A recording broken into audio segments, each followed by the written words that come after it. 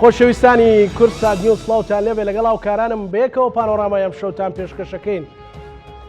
کاتژمێر 12 ئەم شەو جارێکی تروادە درێژکراوەکەی تەسلیمکردنی ناوی کاندیدانی پەرلەمانی کوردستان کۆتایی پێدە. تا ئێستا پارتی دموکراتی کوردستان سوورە لەسەرەوەی بەم شێوەیە بەشداری هەڵبژاردن ناکات. یەکێتیش لیستی کاندیدەکانی ڕادستی کۆمیسیۆنی باڵای هەڵبژاردنەکانی عراق کردووە لە لەقەکانی هەولێر و سلێمانی وەڵەبجە و دۆک. مشتومڕێکی گەرمە و گوڕ هەیە. مامۆستا سەلاحەدین بەهادین باز لەوە دەکات کە مەترسی گەورە لەسەر دامەزراوەکانی هەرێمی کوردستان هێوەگەری هەڵوەشانەوەیان هەیە. لەلایەکی ترەوە ئەگەر هەڵبژاردن نەکرێت دۆخەکە بەرەو چی هەنگاو دەنێت. ئەم شەو دوو میوان کە یەکێتی و پارتین گفتوگویان لەگەڵەکەی لەبارەی هەڵبژاردنەوە بەڕێز ڕەوف ڕەباتی کادری پێشکەوتوی پارتی دموکراتی کوردستان. بخێر بێ مامۆستا. هەروەها بەڕێز مامۆستا بورهان عەبدوڕەحمان کادری پێشکەوتوی یەکێتی نیشتیمانی کوردستان. سوپاس. مامۆستا تا ئێستا ئەوە سەعاتنەوە ینی سوورن لەسەرەوەی کە بەشداری ناکەن؟ بەڵێ. هۆکار تا ئێستا ئەوەی کە ینی مقنعکەر بێ بۆ کۆمەڵانی خەڵکی کوردستان و کادرانی پارتی دموکراتی کوردستان. وڵای ئێمە بەنسبەت ئەو بەیاننامەی هەر سەرەتا کە مەکتەبی سیاسی پارتی دموکراتی کوردستان دەری کرد ئەوە بەرچاوڕوونیەک بوو بۆ خەڵقی کوردستان و مقنعیش بوو بۆ کادرەکانی پارتی دموکراتی کوردستان. هەڵبەت هەندێک تەویلێکی هەڵی بۆ کردبوو کە گوایە پارتی دموکراتی کوردستان بایکۆتی هەڵبژاردنەکە، بەڵام پارتی وشەی بایکۆتی بەکار نەهێناوە. پارتی سەرنج و تێبینی خۆی لەسەر ئالێت و میکانیزمی پرۆسەکە خستۆتە ڕوو ووتێتی ئێمە ناتوانین بچینە پرۆسەیەکی سەپێنراوی نادەستوریەوە کە بم میکانیزم و ئالێتانە بسەپێنێ بەسەرمانە و بە تەسەوراتی سیاسی پارتی ئەم پرۆسەیەکی موبەرمەجە پرۆسەیەکە پێشتر دیزاین کراوە لە لایەنێکی دەرەکیەوە بەڕاستی. بۆچێ مەسەلەن بۆ یەکێتی دیزاین کرابێت؟ لە بەشەوەندی یەکێتی؟ نەخێر بە دشی بەرژەوەندەکانی پارتی دموکراتی کوردستان. پاشان پارتی دموکراتی کوردستان یانی حیزبێکە خۆتان ئەزانن بەپێی تەمەن و بەپێی ئەزمون و تەجارب و مواقیفەکانی لە ڕابردوو ئێستاشە و تا ئێستش لە دوای ڕاپەڕینەوە هەمیشە حیزبی سوڵتە بووە. خوێندنەوەی تایبەتی خۆی هەیە بۆ ڕووداوەکان بۆ ئەگەر و پێشاتانەی کێنە پێشەوە بەڕاستی. هەڵبەت دوای ئەوەی لەلایەن جەنابی سەرۆک بەرزانی و سەرکردایەتی پارتی دموکراتی کوردستانەوە دراسەیەکی وردی ئەم پرۆسەیە کراوە. ئەمە بە یعنی پیلانێک خوێنراوەتەوە و دژی بەرژەوەندەکانی هەرێمی کوردستان بە شێوەیەکی گشتی لە نەزەری پارتیە ئیمکانە هەبێت لە لایەنی سیاسی دیکە یان لە شەقام یان لە ناو خەڵقا کە بە بەرژەوەندی خۆی بزانێت. بەڵام پارتی دموکراتی کوردستان کۆی پرۆسەکە بەم میکانیزم و بەم ئالێتە هەم بە زەرری خەڵقی کوردستان و بە زەرری قەوارەی هەرێم و بە زەرری پارتی دموکراتی کوردستان ئەزانێت. لەبەرەوە حەقێکێک شەرعی پارتی دموکراتی کوردستانە کەوا تێبینی و سەرنجی خۆی ڕوبەڕووی لایەنی بەرامبەر بکاتەوە و ئەگەر بێت و ئەو تێبینی و سەرنجانی پارتی دیارترین تێبینی و سەرنجەکان لە ئاخر بۆ نمونە لە ئاخر کۆبنەوەی ئەم ئێوارەی مەکتەب سیاسی چی بۆ مامۆستا ڕەوف؟ بەڕاستی تقریبان هەر ئەو تێبینیانە و ئەو سەرنجانەیە کە لە سەرەتاوە هەبوو بۆ نمونە لە ڕووی تەکنیکی هەڵبژاردنەکەەوە ئێمە هەستەکەین وەکو پارتی دموکراتی کوردستان بۆ نمونە لە هەڵەبجە غەدرمان لێکراوە و ئێمە هەستەکەین زیاتر لە بۆ غەدر لە ئێوە مەسەلەن آخر بەپی ئەو سیستەمەی کە ئەمان دایانناوە ئێمە تەسەوراتمان وایە کەوا زیاتر ئەهێنین لەو بازنەیە بەڕاستی. پاشان بەنسبەت 400,000 دەنگدەرەوە کە پەنجەمۆریان نییە و ئێمە گومانمان هەیە لەوە و دڵنیاشین 200,000 زیاتر لەوە دەنگدەری پارتین چکم پارتی بە حکمی ئەو داتا و زانیاری و معلومات و داتا بەیسانەی کە هەیە لە مەکتەبی هەڵبژاردننی خۆیەوە بەوردی ئەو زانیاریانەی لایە وەزایدنەوەی پارتی سەرنجێکی زۆری لەسەر ئەو یاسا جائیر و سەپێنراوانەی محکەمەی با بڵێین نادەستوری و نافیدراڵی عراقەیە کە ئەی سەپێنێ بەڵام بڕۆ پارتی دموکراتی کوردستان سکاڵایەکی لە هەمان محکەمە تۆمار کردو لەسەر مەسەلەی نەوت مەسەڵەن ئەکەن کە نادەستوری بێ و کە نافیدراڵی بێت چۆن اینجا باشە تۆ تەماشاکە ئێستا ئەمە محکەمەیە ئێمە سەرنج زۆر ئەوەی لە کۆمنتە نووس بەڵێ نا ئاساییە ئەوە لەوانەیە ڕێی هەندێک خەڵک بێ بەڵام ئەگەر تەرجمەی سیاسی بکەی وانە لایەنێکی سیاسی سەرنجی هەیە ڕەخنەی هەیە لەم یاسایانیکەوە محکەمەی ئێماڵی نافیدراڵی بەڕاستی چکم و دادگای نافیدراڵیە ئەگەر فیدراڵی بێ ئەبێ بزانێ ئیستیحقاقی قانونی هەرێمی کوردستان چییە و بە ئالێت و میکانیزمێک بڕیارەکان دەربکە کە نەکەر پارتی دیموکراتی کوردستان بەڵکو هەرێمی کوردستان بە کۆی خەڵکەکەشیەوە مەحروم بکات لە دەستکەوتە دەستوریەکانی لەبەرەوە پارتی دیموکراتی کوردستان ئەم سەرنجانی هەبووە بەڕاستی بۆیە تا ئێستا بە شێوەیەکی ڕسمی لەلایەنی بەرانبەرەوە جوابی سەرنجەکانی پارتی دیموکراتی کوردستان نەدراوەتەوە باز لەوە کرێت کە پارتی خۆی 11 کورسەکەی پێکاتەکانی لێوەرجیرایەوە ئەوە ژێکێکە لە سەرنجە سەرەکیەکانی پارتی دیموکراتی کوردستان کە ناکرێت یعنی ئەزانی تەرکیبەی پێکەوە ژیان و بەڵام ئێستا بەرەی تورکمانی پێش پارتی خۆی تۆمار ناوی خۆی تۆمار کردووە کاندیدەکانی ڕادست کردو بەرەی تورکمانی سەل ئەگەر بۆ بەرەی تورکمانی ئەزانی چۆنە خۆ پارتی دیموکراتی کوردستان نەهاتووە بە زۆر مامەڵە لەگەڵ تورکمانێ بکە وەکو پارتیەک یان لەگەڵ مەسیحیەک پارتی دیموکراتی کوردستان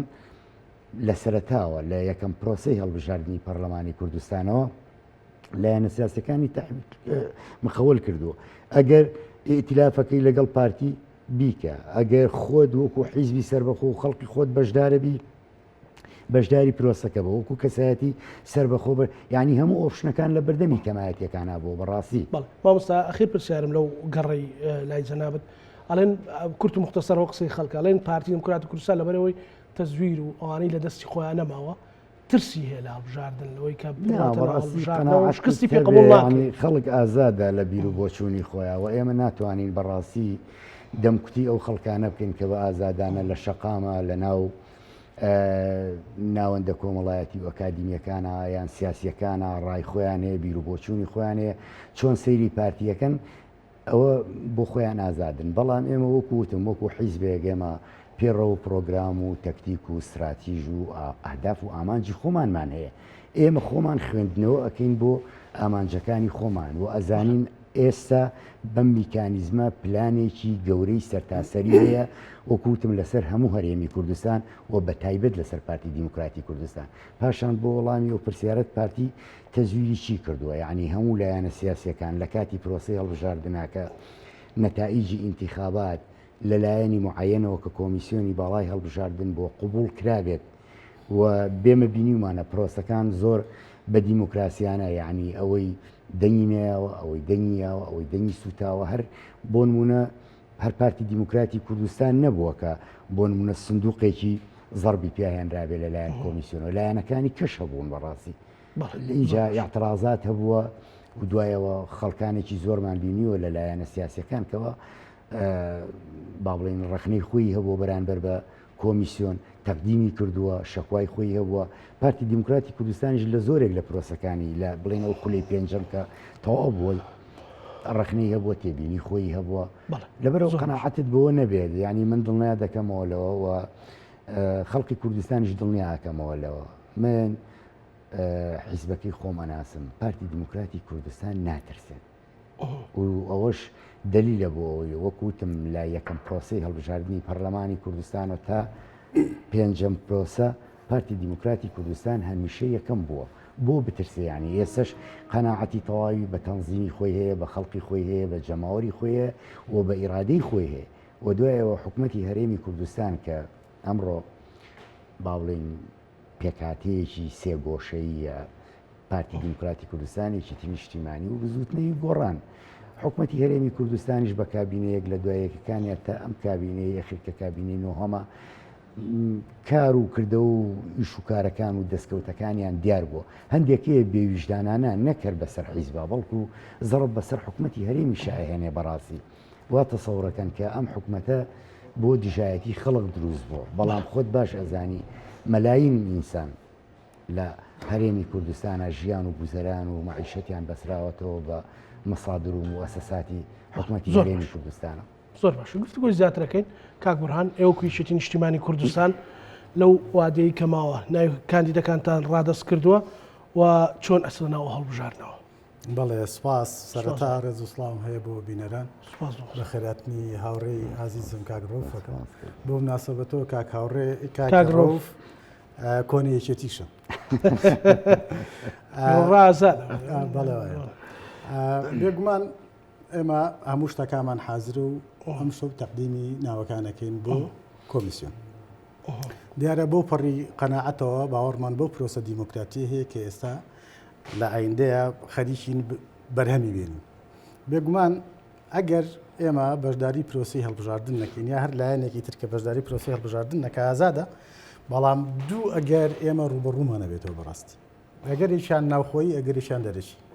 تۆ دیقەت بدە ئەگەر پرۆسی هەڵبژاردن نەکرێ یعنی پرۆسی دیموکراتی نامێنێ وردە وردە لاوازە بێ ئەیبینی لەم کاتەیە بێمتوانەیەکی خەڵک بێمتوانەیەکی هەیە باشە بۆشاییەکی یاسایی لەم هەرێمەیە ئێسا دروست بوو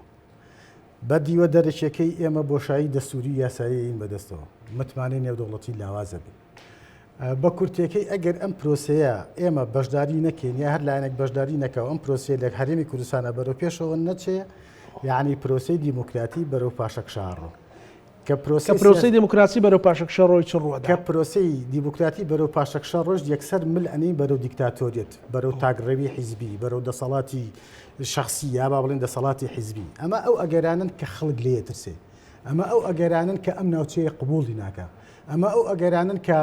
ئەمریکا بە مەلاین دۆلاری لەم ناوچەیە سەرف کردو بۆ ئەنجامدانی پرۆسی دیموکراتی دیارە تێبینیە بێ لەسەری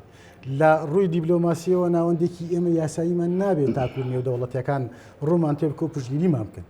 بۆیە ئێمە بەو پەڕی باوەڕ بەخۆم بوونەوە بەو پەڕی باوەڕ و متمانە بە خەڵک بوونەوە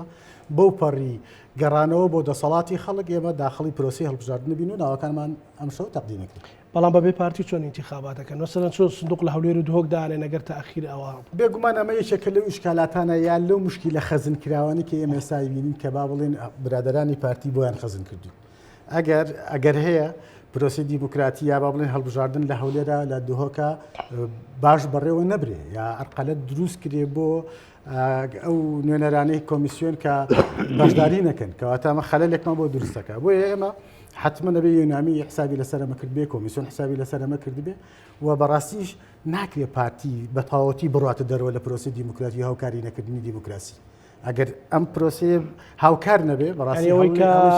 لە جەنابتی وەرگرم بۆ بینەرەکانم یەکێتی سوورە یان تەکتیکە بەکاری هێنێ بۆ هەڵبژاردن نا ئەتۆ گەر بە ئەم سێری بکەی خۆگەریەکێتی بە تەنها نییە کە داخلی هەڵبژارد نەبێ هەموو حیزب سیاسەکانی تر بەدەر لە پارتیەمەی داخلی هەڵبژارد نەبێ کەواتە تاکتیک نییە مە لای حیزب سیاسەکانی استراتیجە و ئامانجیشە بۆ گەڕانەوەی دەسەڵاتی خەڵک بۆ هەرێمی کوردستان ئەگەر سبینێ مەسەلەن ئەو حیزبانە کورسیتان هێنا و مەسەلەن پەرلەمان لە هەولێرە هێزی زێرەفانی پارتی ئیدارەی ئەدا مەسەلەن ئەمانە یعنی ئەم شکالاتانە خەڵک پرسیاری لەبارەی بێگومان ئەمانە ئیشکالاتن تۆ دیقەت بدە ئەو کاتە ئەگەر پرۆسیەکی دیموکراتی قوبولکراو لەلایەن ئەموو حیزبە بەشداربووەکانەوە و لەلایەن یۆنامیەوە لەلایەن کۆمیسیۆنەوە قوبول کرا ئەو کاتە ئەو حیزبە سیاسیانەی کە لە دەروی پرۆسی دیموکراتی ئەبێت قبولی پرۆسی دیموکراتی بکەن ئەبێ ملکەچیش بن بۆ ئەوامرەکانی ئەو حکوومەتی کە پێکەهێنرێ باشە ئێستا بە چ حەماسەتێک گەشێتی ئەچێتە ناو انتخاباتەوە بۆچی پێی وایە زەڕوورە بۆچی لەسەر پارتی ناوەستن بە حەماسەتی گەڕانەوەی دەسەڵاتی خەڵک بۆ پەرلەمان و پڕکردنەوەی بۆشایی یاسایی لە پەرلەمان و گەڕانەوەی حکوومەتێکی شەرعی چووکەم حکوومەتە و بەرەو کۆتایی ڕاخۆمانەزانی کە کاتی تێپەڕیوە پێکێنانی حکوومەتێکی نوێ بۆ حەماسە واچێتەوە ناو پرۆسی هەڵبژاردن باشە ئەگەر ناکرێت لەسەر پارتی بۆستن و ڕەچاوی دۆخەکە بکەن و واقعی حاڵەکە بکەن بڵێن بێگومان ئەم بڕیارە بڕیاری حیزبە سیاسەکان نییە بڕیاری کۆمیسیۆنە بڕیاری دادگای فیدراالیە کە بڕیاری داوا هەڵبژاردن بکرێ و لە هەمان کاتیشە جێگری سەرۆکی پارتی دیموکراتی کوردستان خۆی وادەکەی دەستنیشان کردو هەنی کە خۆی ئەمەی بە ڕەوا و بە شەرعی داناوە ئێستا لەم کاتەیە و تا ئێستاش بێدەنگترین کەسە ینی لەسەر و بڕیارە بەڕاستی پێت وایە پارتی دیموکراتی کوردستان دوو بۆچوونیان هەیە بێگومان چەند بۆچوونێکیشان هەیە لە چیا مەسەلەن بۆ سەرێکە بۆچوونێکی سیاسی خۆی کاک ڕەوف لێرەیە بەڵێ بن لە جاتی ئەوان قسە ناکەم بەس دیارە ئەوەی تەسەوڕ تەسەوراتی خۆمانە تۆ لە کاتێکا جێگری سەرۆکی پارتی لە هەمان کاتە سەرۆکی هەرێم بڕیار ئەدا ڕۆژی هەڵبژاردن دەستنیشانەکە بێگومان ڕاوێژی بە پارتی کردووە ڕاوێژی بە حیزبە سیاسەکان کردووە بڕیاری داوە لە کاتێکا کە زۆر لە پڕ پارتی دیموکراتی کوردستانم بڕیاریدا کە بەشداری هەڵبژاردن نەکا یا بایکۆتی هەڵبژاردن وە گەمەڵێ نایکەین بەڵام تێبینی هەیە لەسەرەوە بەڵام لە دوجارە بایکۆتە کە بەشدار نەبێ بایکۆتە ئەلێرەوە تۆ هەستەکەی ڕێیەکی هەیە لە پارتیە ڕێیەکی تر هەیە لێرە لێژەی بیستینەوە کە بەڕاستی ڕێی جیاواز هەیە لە پارتیا یانەوێ بزەبەت دەسەڵاتی خەڵک بگەڕێتەوە بۆ حکوومەتێکی بەهێز دروست کرێتەوە یەکگرتو دروست کرێتەوە وە پەرلەمانە دروست کرێتەوە کە یاساکانی تێدا بە تێگەڕای بەشداری حیزب سیاسی ئێوە پێتان وایە تەحمیشکردنی پارتی یان ئاوتکردنی پارتی لە پرۆسەکە لە قازان زیێرەمی کوردستانە بێ دیقەت بدە ئەمە حیزب سیاسیەکان نەیەکێتی نیشتیمانی ئاواتی نییە پارتی تەحمیشکە بەڵام خۆی بڕیاری داوە داخڵی ئەم پرۆسی هەڵبژاردن نابێ کەواتە بڕیارەکە لای خۆیە لای خۆیەتی لای ئێمە لای یەکێتی و حیزب سیاسی بەشداربووەکانی هەڵبژاردن نییە کە ئەوە تەرتکردن و تەحمیشیکن کە بەداخەوە کە پارتی دیموکراتی کوردستان حیزبێکی دیموکرات خوازە وەک ناو پێت وایە بۆچی تێبینەکانی مامۆستا ڕەوف وتی تا چەند تێبینی جدین لە ناو کۆمسیۆن لە ناو پرۆسی هەڵبژاردنی ئەم جارە تۆ دیقەت بدە دەمێکەیە ئەم بڕیارە درراوە کە هەڵبژاردن نەکرێت لە عێراقا و کۆمیسیۆنی عێراق سەرپەرشتێکە بەپێی ئاماری عێراقی ژەڕوە باشە کەواتە ئەم تەکنیکەی هەڵبژاردنە دەمێکەیە پارتی لە بەردەسایەتی ئەو مدێ بۆ تهدیدی هەڵبژاردنەکەی کرد وایە سەرۆشی هەرم تهدیدی هەڵبژاردنەکەی نەکردای تێبینی هەوایە لەسەری ئەو کاتە پارتی قسەی کردایە لەسەری بەڵام کە ئێستایەتە پێشەوە لەگەڵ ڕێز با بۆ قسەکانی کاگرۆف دیارە ئەمە ڕێی خۆیانە بەڵام لە هەموو احتیمالاتەکانە ئەمانە خاڵی مبرر نین بۆی بەشداری هەڵبژاردنەکەی نمونە ئەڵێ هەڵەبجا کاکە خۆ هەڵەبجا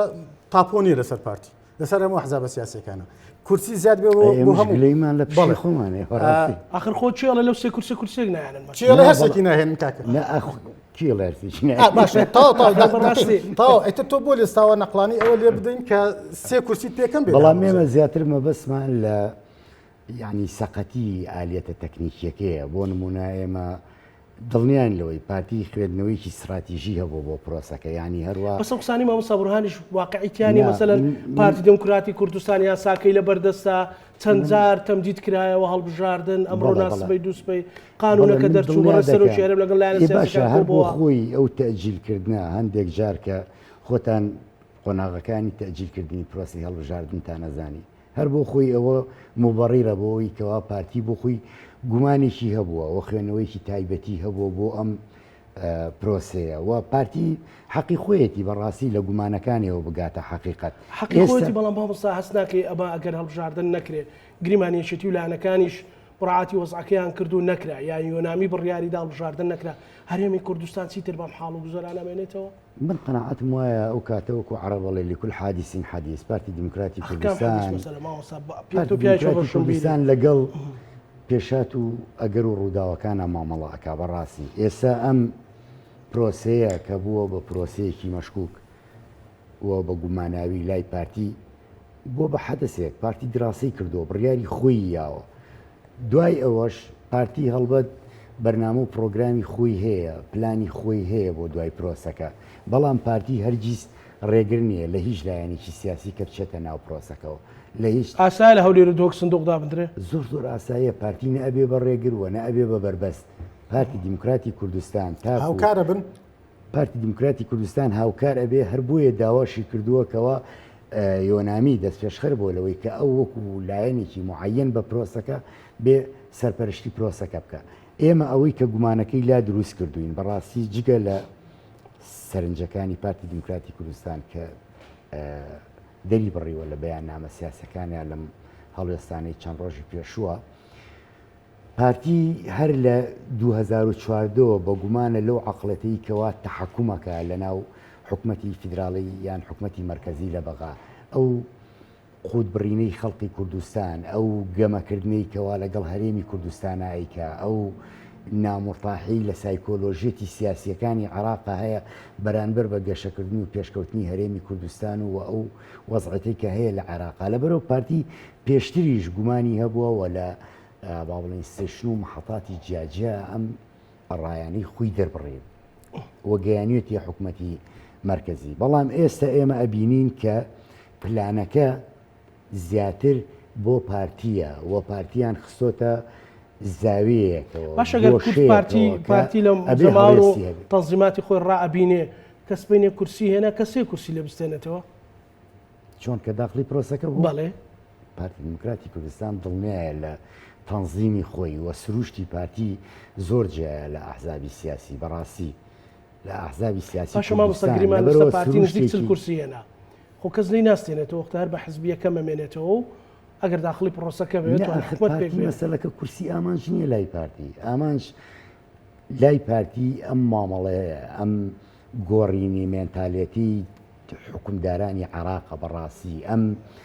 دەسەڵاتە زیاد لە پێویست و پێ لە حەدی خۆڕاکێشانەی بەناو دادگای فیدراڵیە بەڕاستی کە ئیتر یعنی دادگای فیدراڵی وای لاتۆ بۆ بە سەبەتەیەک ئەبێ هەموو عێراقیەکان بە کورد و عەرەب و کەمایەتەکان و هەموو چینێلەکەیان بخەنە ئەم سەبەتەیە ناکرێت کاکە لە دنیا شتی وانیە بەڕاستی لە پرانسیپەکانی خۆی لایەوە لە چوارچێوی یاسایی و دەستوری خۆی لایەوە اینجا هاتووە یاری بە عاتیفەی خەڵکی کوردستانەکات لە مەسائلی موچە یان لە مەسائلی حتا سیستەمی بانقیە ئێستا وای کردووە کە بۆ نمونە هەژماری من کە یەکێکە لەو پرۆژانەی هەرێمی کوردستان تەقدیمی ڕیز و زەرای کردووە و دراسە کراوە پێشتر ئێستا سوورەی هەژماری من وا ناشرین کراوە وەکو ئەوەی کە ئەمە پرۆژەیەکی زۆر دوژمنکارانە بێ مەعلم خەڵق ئازادەتەوە ئەوان ئەو ئازادیشان لە خەڵق سەنەوەتەوە کە ئەبێت فەرز بکرێ بەسەر تا تۆ هەر بچی لە بانقە فیدراڵیەکان بڵین ڕقم حسابی خۆت بکەیتەوە و مامەڵی تیجاری خۆت بکەیت پاشان ئەم هەرێمە هەرێمێکی دەستوریە ئەم قوارەیەکی دەستوریە ئەوان یەک دنیا مافی دەستوری ئێمەیان خواردووە زیاد لە 21 مادە و بڕگەی دەستور پێشێل کراوە بەرامبەر بە هەرێمی کوردستان لەلایەن حکوومەتی فیدراڵیەوە پێش ئەوەی ئەم چیرۆکە دروست بێ ئێستش کە بووە لەبەرەوە پارتی دموکراتی کوردستان بە مەسئولیەتی خۆی ئەزانێ هەڵوێ زۆر گرێەوە من دڵنیاشتانەکەم تا هەم محکەمەی فیدراڵی و هەم لایەنی سیاسی با بڵێن محکوم بەوەی کە زیاتر ئیتلافی دەولێ و لە ڕێکەوتنەکەی خۆی خڕوقاتی کردووە بەرامبەر بۆ ڕێکەوتنی کە لەگەڵی کراوە لەگەڵ ئەو لایەنە سیاسیانی کە تا ئەمانە وەڵامگوی پارتی نەبن بە پێی ئەو شەرت و مەرجانەی کە دایناوە ممکن نییە پارتی دموکراتی کوردستان پاشەکشە ناکە باش محکەمەی فیدراڵیش پاشەکشە ناکە لێ قەرارەکانی باتنیانی ناگەڕێتەوە دواوە وڵی من قەناعەتم وایە ئیترەوە بێ دوجار لە بەرەوەی پارتی دموکراتی کوردستان نەکتەنها بۆ لایەنە سیاسەکانی هەرێمی کوردستان بۆ لایەنە سیاسی عێراقیەکان ئیقلیمیەکان و نێودەوڵەتەکان و بۆ سەفارەتەکان هەڵوێستەکانی ڕوون کردوتەوە دانیشتنی لەگەڵا کردوون و بەرچاوڕوونیەوە پێیان لەبەرەوە ئەبێت ئەمە زوڵمە ئەبێم زوڵمە قوبوڵ نەکرێت زۆر باش مامۆستاگران لەکوێ ئێوە هەستەکەن کە دادگای فیدراڵیان تاڕی تەنسیقی زوڵم لە هەرێمی کوردستانەکە و بۆ ئێوە کوێچێتی بێدەنگل لی ئازیزەکەم دادگای فیدراڵی پێکاتیەکی سیاسیە و لە هەموو حیزبە سیاسەکان پێکات بە پارتیشۆ بە یەکێتیشۆ ئەخیرێ ئەوەی پارتی هاتە دەرەوە باش من باسی پێکاتەکەکەم تاکو ئەو کاتێکە ئەو نوێنەری پارتی هاتە دەرەوە نزیکەی یانزە چواردە بڕیاری دەرکردو هەموو بڕیارانە قوبول کرا و مەقبول بووە لای پارتیش و لای هەموو حیزبە سیاسەکانی تر هەر دوێنێ ئەمڕۆ یازانم جارێکی تر پارتی چۆتەوە بۆ دادگای فیدراڵی سکاڵای جوڵار باش کەواتە شەرعیەتی هەیە شەرعێک هەبوایە بۆ وەڵامگوی داواکاریەکانی پارتی دموکراتی کوردستانی کاک بڕان مادەم ئەو بە چاوێک سەیری پرۆسەکە ئەکات بۆ جیاوازی ئەکات لە وەڵامدانەوە بە پارتی دموکراتی کوردستان لەگەڵ لایەنێکی سیاسی معینترە ئەمەش بۆ خۆی دووفاقیە ئەمە کاتێک کە ئێمە کەسێک حیزبێک گروپێک داوایە قەی دەکات لە دادگا نەتیجە نازانێ بەڵام باوەڕی بە دادگاکە هەیە مادام باوەڕ بە دادگاکە هەیە بێ نەتیجەکەشی قوبوڵکی کە نەتیجە هاتەوە ناکرێت کە لە ساڵحی من نەبوو قوبوڵم نەبێ ئێستا پارتی بەم ئوسلوبەی کردووە لە هەڵبژاردنەکانی داخلی گوران پارتی ئەڵێ ئەمە محکەمەیە بەس ئەم محکەمەیە لە ڕێڕەوی خۆی دەرچووە بەڕاست ئەم کارانی کە محکەمەی فیدراڵی ئەیکا لە ڕووی دەستورەکەی خۆی کاکە ئەو تحکمی کردووە بەس خەرقی دەستوریشی کردو ئەگەر ئێوە بەڵگەی دقیقتان لای ئێستا پێشتر وت دیزاین کراوە هەڵبژاردنەکە ئەگەر بەڵگەتان لایە بۆ داواقیت ناکەن لە ناوەندە نێودەوڵەتەکان بە بەڵگۆ بیسەلمێنن ئێمە ئەگەر ئەو تۆ- تێبینیانی کە هەمان بۆ ئەو سەرنجانی کە هەمان بۆ دراوە بە هەموو ئەو سبلیتە ناکوژێت وازعیشە خەریکە من وازەحیانی پارتی زۆر بە وردی شی کردوێتەوە سەرنج و تێبینیەکان بەس ئەو قسەی مامۆستا بورهانیش ینی منطقی تێدا نییە کە ئەگەر ئێوە پێتان وایە انتخاباتەکە دیزاین کراوە پێتان وایە مەسەلەن لە بەرژەوەندی لایەنێکە کە یەکێتی نیشتیمانی کوردستان بۆچی بەڵگەی ئێ بۆ بڵاوی ناکەنەوە بینای دەن بەناوەندە پارتی من دڵیام لەگەڵ ئەو لایەنانی کەوا با بڵین لایەنی مححکومن بەوەی کە لەم پرسە بکۆڵنەوە و توێژیان کردەوە وەکوتم لە سەفیرەکانەوە کە ڕۆشتون هەر لە سەفیری ئەمریکی و بەریپانی و فەڕەنسی و هەتا ئەوانی پێر و ئەمەیان بۆ لایەنە سیاسەکانی دیکە ڕوون کردوێتەوە و بەڵگەیان هەیە پارتی بەبێ بەڵکە و ئەرگۆمنت و دۆکۆمنت پارتی قسە فڕێنە ڕمڵ لێ نایە بەڕاستی وە گوتم پارتی لە ناو واقعی پرۆسە مەسەلەن چی بۆ یەکێتی کراوە ئەوەی بزانن چی بۆ یەکێتی کراوە کە مامۆستا پارتی نیوتو ئەگەر دیزاینەکەتان ئەزانی چۆنە من دڵنیام وەکو سەرەتاژ وتم ئەم پرۆسەیە لەلایەنێکی ئیقلیمی دیاریکراوە کە وازەحە ئێوە ئێڵێن ئێران دیزاینەکەی بۆ یەکێتی کردو یەکێتی بێتەوە بە هێزێکی کورسی ژمارە زیاتر ئێوە بەو نیەتە ئەس لە ناو انتخاباتەوە بێگومان بە یەک کەس نەتیجەی هەڵبژاردنی لا نییە بە هیچ شێوەیەکی دیزاین نەکراوە ئەوەی کە پارتی ئێستا قەلەقە لێ یانزە کورسیەکەیە باشە ئەو دەنگانەیە کە ئەو لیستەیە کە بە لیستی عێراق کرێ کۆمەڵێ دەنگی سووری و دەرەوەی عێراق ئەچێتە دەرەوە باشە خۆ حتممە مقاینەت بینیوە ئەو ڕقەمە کاکە لە هەولێرە 250,000 دەنگ زیاترە لە بە بەراورد بە لیستەکەی لە دوهۆکە 250 کرد زیادە لە سلێمانی 68,000 دەنگ کەمترە بە پێی ئەو لیستەی عێراق تۆ دیقەت بدە ئەم زیادەیە لەکوێیە ئەم زیادەیە ئێستا لەو شوێنانەیە کە داخلی عێراق بوون تۆ دیقەت بدە ئێستا من پێتەڵم هەر ئەمڕۆ بە ئەمە تەکمیل هەر ئەمڕۆ یەکێ لە سەرکردەکانی عێراق داوای قەید کردووە کە ئەڵێ پارتی نایەڵێ ئاوارەکان بگەڕێنەوە عێراق بۆچێتی وەزیری هین باش بۆچێتی ئەخر تۆ دیقەت لەمانە بدە ئەمانە ئەو ئەگەرانە پارتی حەز ناکا بەشداری پارتی ڕێگەی گرتووە لە وەزیر نەچێت داواقەیت بکات ڕێگەی لێ نەگرتووە بەڵام خۆ بۆ نمونە ئەوەی کۆچ و کۆچبەران بەڵام من حەقیقەتێکەیە با پێت بڵێم یعنی پارتی دڵنیایە لەوەی کە ئەم پرۆسەیە دیزاین کراوە و بەرمەجەش کراوە و دڵنیاسی زۆر زۆرەکەی لەسەر پارتی دیموکراکە پارتی ئەگەر دیزاین کراوە ئەگەر ژماری لا پێویستە داواقیت کەواتە خەمی خەڵکی نییە دڵنیا بە ئەگەر خەمی خەڵکی بێ ئەبێ بڕوات خەمی سیستەمی دیموکراتی بێ خەمی پرۆسی دیموکراتی بێ لە هەرێمی کوردستان ئەبێ بچێ داوا قەید کا بڵێ ئەم ئێستا پارتی بۆ نایکا نەخێت بەس قسەیە بەس قسە قەکەی لەسەر چییە بۆ شاردنەوەی چییە بۆ شاردنەوەی چییە یارمەتیم کاک بورهان تۆ خەرقی دەستور و پێشێرکردنی مافی دەستوری ئەم هەرێمە و پێشێرکردن و نەخوێندنەوەی ئەم کیانە سیاسیانە کە هەیە و ئازاد نەبوونی پرۆسەکە و نەزیه نەبوونی شەفاف نەبوونی ئەمانە هیچی دیموکراسی نییە ئێوە لە بریەوەی کەەوە لایەنی بەرامبەر مەحکومکەنیان پارتی دیموکراتی کوردستان بەمانە مەحکومەکە ناکرێت ئەگەر خەممان خەمی جێبەجێ نەکردنی بڕگەی دەستوریە تو وجدانی سیاسی و حیزبیمان ما جێبەجێکردنی مادەی 140 گرنگترە ئەم حاڵەتێکی ئێستابانی لەسەر گرتووە ئەگەر لەسەر مادەی 140 پارتی ئەم ئوسلوبەی ئێستا کردوێتی باشە جێبەجێکردنی مادەی 140 ئەو مادام خەرقی دەستوریە مادام مافی مادام پێشێلی کیانە سیاسەکانە مادام نەزاهەتی تێدانی شەفافیەتی تێدانە ئێوە بۆچی قسە ناکەن دیارەوەش بە ژۆن یەکتان هەیە لەو مۆزوع بڕیارەکەی محکەمەی فیدراڵی مەبەستیەوە تۆ دیقەت بدە نەخێر ئێمە پشتگیری و پشتیوانی بڕیارەکانی محکەمەی دەستوریمان کردووە چەندین بڕیار دەرکراوە پارتی ئێستا هەمووی کۆ کردوێتەوەڵی نادەستوریە ئەی بۆ پێشتر قسەی لەسەر ناکرد هەر لە نەوتەوە تاک و خواری خوارەوە کە بڕیاری داوا بۆ پێشتر قسە لەسەر لە هەموو بۆ هاتە سەر پرۆسی هەڵبژاردن و کەمکردنەوەی کورسیەکان پارتی کەوتە جەوهەری بایکۆتەکە کەمکردنەوە و لە دەستدانی کورسیەکانی پارتیە کە پێشتر بۆی ئامادەکرا بوو بەعکسەوە من ئێستا من ئێستا ئەوەش بەشدارن لە حکوومەت ئێوە بە نیەتێکەوە سنە دڵنیان کە کورسی زیادەکەن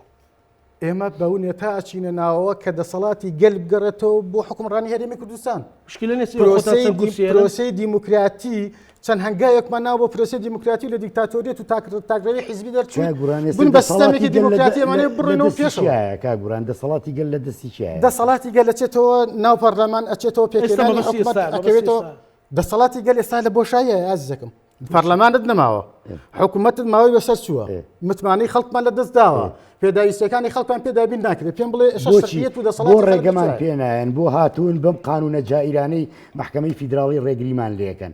بۆ مەجالمان پێنایەن کەوا ئێمە بچینە پرۆسەیەکی نەزیەوە کە ئیرادی خەڵکی کوردستان نەشکێنێ کاک بورهان ئەمە حەقی ئێمەیە بەڕاستی بۆچی بڕێگەی محکەمەی فیدراڵی ئیرادی خەڵکی کوردستان نەشکێنێ پێشێلی کردووە کاکە زانا لەبەر ئەوە ئەم یاسا جائیرانی کەوا محکەمەی فیدراڵی دایناوە وەکوتم لە سنووری دەسەڵاتی خۆی چۆتە دەرەوە یعنی تحکمی بەسەر دەستوری شار کردووە بەڕاستی ئەمە شکانی نەک ئیرادەی هەر کیانی دەستوری هەرێمی کوردستان و خەڵکی کوردستان بەڵکو شکانینی ئیرادەی خەڵکی عێراقیشە بەڕاستی من پرسیارێک لە ئێوەکەم حەلبوسی بۆ کرایە دەرەوە لە پرۆسە بۆ حەلبوسی قبوڵی کرد مثلا تا ئێستاش کە حەلبوسی کرایە دەرەوە ئیتیهامیان کرد ئەزیزم خۆ بەخواست و حەزی خۆی نەبوو بڕیارەکەی محکەمەی فیدراڵی قبول کردەوە من دڵنیام کە نەک هەر حەلبوسی هەموو سونە ئەو بڕیارەی محکەمەی فیدراڵی بە محکەمەیەکی جائیر ئەزانن و ئەوان نەیانویست تعقیدات زیاتر دروست بکەن بۆ پرۆسی سیاسی عێراق ئەوان دیسان ئەیانەوێ ئەم چیرۆکەی حەلبوسی بەسەر ئێمە شاتەرجمە بکەن بەڵام پارتی دیموکراتی کوردستان کە پێداگرێت لە هەڵوێستی خۆی تەنانەت تا ئەوەی کە لە پرۆسی سیاسیش بکشێتەوە بەڕاستی کاگڕۆف پێداگرە لەبەر سەرنجەکانی سەرنجی کاگوڕان ماوسە بڕان پارتی بە چی وەرگری ئەچێتە ناو پرۆسی انتخاباتەوە گریمان ئەم شەو یۆنامی و چێ ڕێکەوتن خراە ئۆکتۆبەر خراە ئۆگست مەسەلەن بەچی ئەچێت من بە تەسەوری من ئێستا پارتی گرنتی سەرۆکی حکومەتی پێ بنێتەوە ناو پرۆسەکە چونکە دڵنیایە لەم پرۆسی سیاسی هەڵبژاردنێز یەکەمە بێ بۆچی نەخێر بە هیچ حیزبێکی سیاسی ناتوانێت حکومەت پێک بێنێ پێی ئەم تێگەشتێکی ئێستا ئەم معادلاتانێکی ئێستا هەیە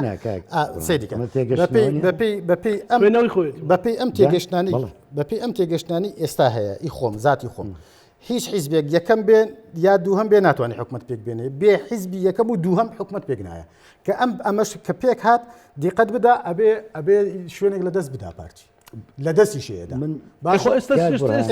ئێستاش لە دەستی نەداوە ئێستاش لە دەست هەموو کورد خەریک نییە مامۆستا سەلاحەدین بەعادین تۆ دیقەت بدا ئەمینداریە گرتو ئەڵێ هەموو دام و دەستگا شەڕیەکانمان لە بەردەم مەترسی گەورە هەمووی هەر هەرێمی کوردستان لە بەردەمی مەترسیەکی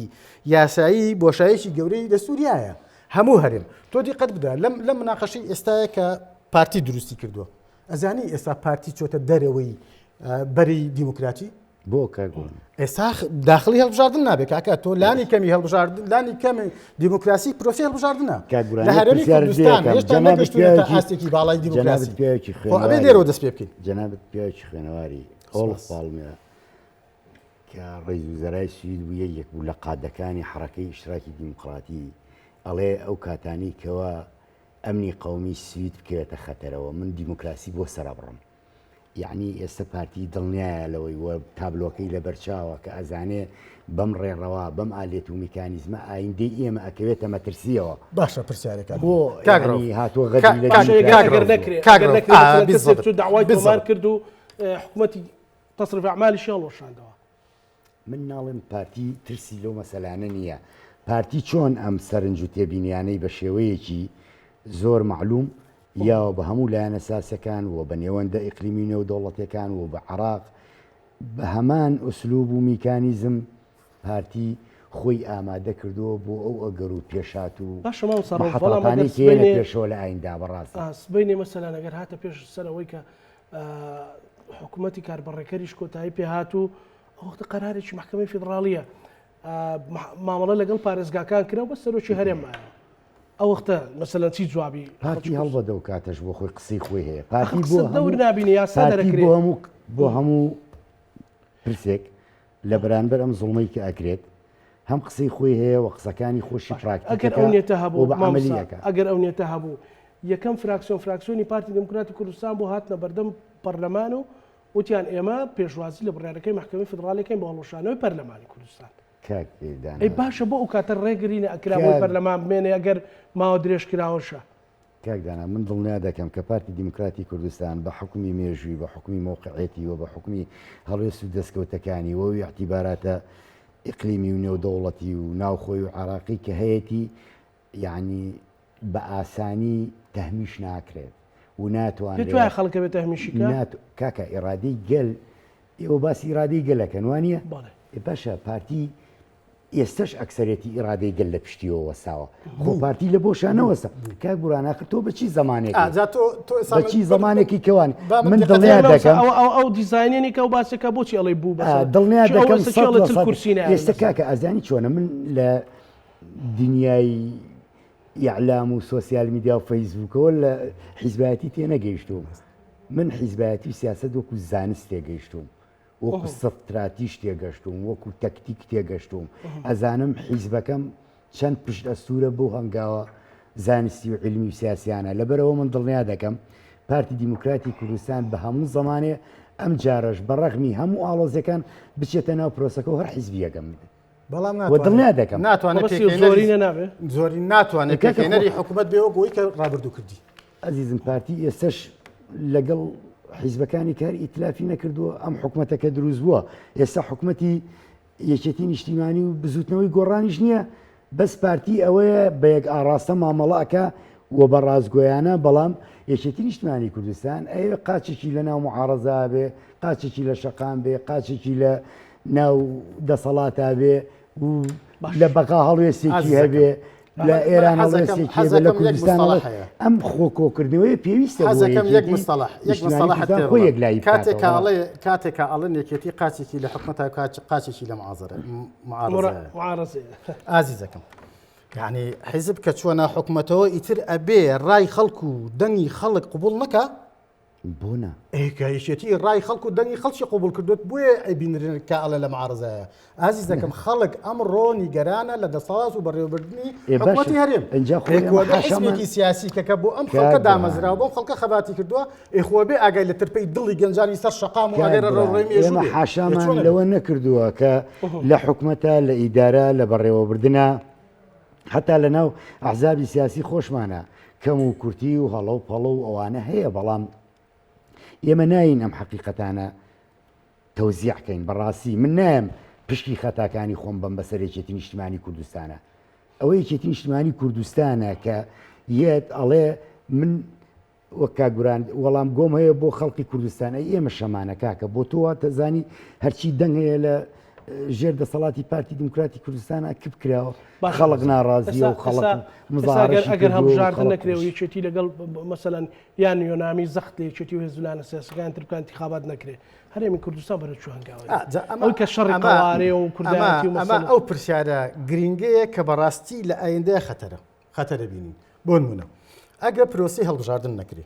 باشە ئێمە بۆشایی یاسایی وتمان هەمانە دەستوریمان هەیە هەم لە ناوخۆ متمانەمان کەم بۆ تۆ هەم لە نێوەندە دەوڵەتیەکان حکوومەتێکمان نییە کیانێکمان نامێنێکایی تر تەعاملمان لەگەڵا بکەن ئەو کاتە گرنتی چیەکەی کاگڕەوە گرنتی چیەکە پارتی کە تورکیا نایەت ئەو بەشەی کە لای پارتیە کۆنتڕۆڵی ئەمانە باشە لێرەوە گرنتی چیەکەی هەرێم نابێ بە دوو بەشەوە گرنتی چیەکەی کە خەڵکی تر ئەمە قبوڵ ناکات خەڵک ئەمە قبوڵ ناکات ئازیزەکان زۆر خەتەرترن لە کاکەوە بۆ پرۆسی ڕیفراندۆمی شەروایان کرد دنیایان لێنانینەوەی گوتیانی تر خەڵک هەمووی ئەمرێ لە برساوەوە باشە ساڵ 150 لە دەستچۆنە با پێت بڵێن وڵی ئەوە لە پیلانێکا بوو کاکزانە ئەجینا نە لە 150 خاک لە دەزەدرا ئەمە ئەوە وەک ئەڵێ دەستە چەورەکەی خۆمە سڕم بەسەر بەرامبەرەکەمە بەڵام من ئەوە ناڵێم ئەوەی دیعای یەکەم جارەکرا هەندێک لایەنی سیاسی کاکە خۆ لە ژوورنەوە خەڵقی کوردستان دەنگی بۆ ڕیفراندۆمە بەڕاستی پاشان ئێمە نەتیجەکەمان بینی وتیانەتان خنکێنین بەڵام ئیجراعاتەکە بەو شێوەیە نەبوو بەڵام مەسلەی لە دەستچوونی لە 150ەوە علاقەی بە پیلانێکی ناوخۆیی و ئیقلیمی و تەنانەت عراقیشەوە هەبوو بەڕاستی ئەوە ناکرێ بکرێ بە خەتایەک و بخرێتە پارسەنگی پرۆسی ڕیفراندۆمە ئێستا پێ دوایە بە بەشداری نەکردن زۆر جارە وترێکە ڕەتی قسەی یۆنامی و باڵێزی ئەمریکا و عینشتی ئەوانە بترە ڕێفراندۆم. عینشتی و ڕیفراندۆم جا هەندێک خەڵکە تۆ من قسەیەکە. لێرە ئەم قسەیەکەم باوەڕ بکە چۆن ڕیفراندۆم ئێمەی گەڕانەوە بۆ 2003 ئەم جارە هەڵبژاردن نەکرێ پرۆسی دیموکراتی و حکوومەتی دیموکراسی لەم وڵات لەم هەرێمە پێک نەهێنرێ ڕێگە گەڕێنەوە بۆ اینجا خۆ ساڵی پارتی ڕێگەی ڕاست نەگرتووە ڕێگە لەوەی گەڕێنەوە بۆ هەڵبژاردن 92. نەکرێت. من تەمەناکەم کە بەشداری ناکە ڕێگر نەبێ نا، لەو پارتی- شوێنانەی کە کاک سنووڕەکانی کاک داهێنا. قورآن پارتی بەدەق بە نەز بڵاوی کردوێتەوە لە ئەخیر بەیاننامەیە. نەتیجە هەڵبژاردنەکە ئەی تۆ دڵنیام- پێ دوای چی ڕۆدا من دڵنیام پارتیت بە تەواوەتی ڕێگاگرێ و کێشەش حەز نەکا بۆ ئەوەی کە ئەشکالات بۆ هەرێمی کوردستان دروست ئەمە بێت. تەسەوڕاتی پێشبینی خۆتە کاک نا قورآن. خوێندنەوەی واقعی سیاسی نیەتێکی جدی هەیە بەبێ پارتی انتخابات بکرێت ئێم بڕیارەکەی ئێمە نیە بڕیارەکەی محکەمەی فدراڵی کۆمیسیۆنی عێراقا داوامان لەیەکا لیست تەقدیمێکن بڕیاری هەڵبژاردن کرێ بەشداری چه بەشدارێکە چه هەموو بەشدار ئەو حیزبە سیاسیانە لە بەس پارتی بەشداری ناکە چی هەمووی بەشداری زۆر باشە دو سەرنج خۆتمان پێ بڵێ مامۆستا لە ڕاستیە کە گیزانە من تەسەوڕاتم وایە هەڵوێستی پارتی دیموکراتی کوردستان هەڵوێستێکە لە بەرژەوەندی ئەم قوارە سیاسیە و لە بەرژەوەندی خەڵکی کوردستانە و لە بەرژەوەندی موەسەساتی خۆشمانە بەڕاستی ئەو فەراغە یاسایی کەوا دروست ئەبێ و باز ئەکرێت من پێم وایە بۆ حەجمە نییە پارتی دیموکراتی کوردستان ئێستش تا سەعات 12 و درێژی بکرێتەوە تا ماوەیەکی کەش یاعتیبار بۆ سەرنج و بۆ تێبینی و بۆ بیر و بۆ چوونەکانی بکرێت و بچنەوە بەو وەکوتم عقلێت و مێنتالێتا کە معاملەی لەگەڵا پێ ئەکرێت پارتی دیموکراتی کوردستان زۆر بە ئازادانە زۆر بە شەفافانە ئەچێتە ناو پرۆسەکەەوە بەڵام پارتی بەگومانە لەوەی ئەم پرۆسە شەفاف نییە ئازاد نییە دیموکراسی نییە لەبەرەوە پارتی دیموکراتی کوردستان بەڕاستی هەنگاوێک نانێت کە شوێنپی خۆی دیاری نەکردێت بەڕێستان دو سەرنجم هیوادارم پارتی بەشداری هەڵبژاردن بکە بەشداریشی نەکرد وە کاگڕۆ وتی کە نوێنەریانە ڕێگری نەبێت لە پرۆسی هەڵبژاردن لە هەولێر و لە دۆک و لەو ناوچانی تر ڕێگر نابێت هیوادارم ڕێگر سپاس بۆ بەڕێز مامۆستا بورهان عەبدوڕەحمان سپاس بۆ بەڕێز مامۆستا ڕەوف ڕەباتی کادری پێشکەوتوی نیشتیمانی کوردستان کادری پێشکەوتوی پارتی دیموکراتی کوردستان چەند خۆشە هەبوو کێشە سیاسەکان بە گفتوگۆ و دەربڕینی سەرنج و ڕایەکی شەفاف بێ وانێ مامۆستا نایەمە ناو گفتوگۆ حیوارێک کە پێڵم چەلەحانێ بەڕاستی لەگەڵ خەڵکی مەوزونی شادانیشتم بۆیە ینی من هەمیشاڵە بکە زانەگلیمەکە کە زۆر جارڵم بەرانبەرەکەم چیە بەڕاست سەڵاتی چوارمانەوە بینەرانی خۆشەویست لەگەڵ هاوکارانم بەیەکەوە پانۆڕامایی ئەم شەومان پێشکەشکردن هەموو لە یەکتان ئەمانەتی خۆی گەورە بخواتە